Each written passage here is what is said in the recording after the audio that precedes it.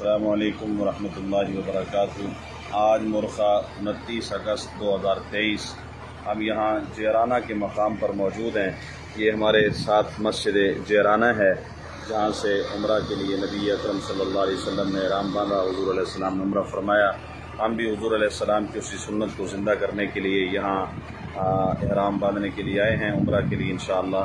اور یہ بالکل ساتھ ہی ایک قبرستان ہے جہاں شہدائے حنین، غزوہ حنین جو نبی مکرم صلی اللہ علیہ وسلم کے ساتھ جانثار صحابہ کرام اس غزوہ میں شریک ہوئے تھے اور اسلام کی سربلندی کے لیے انہوں نے اپنی جان کا نذرانہ پیش کیا تھا۔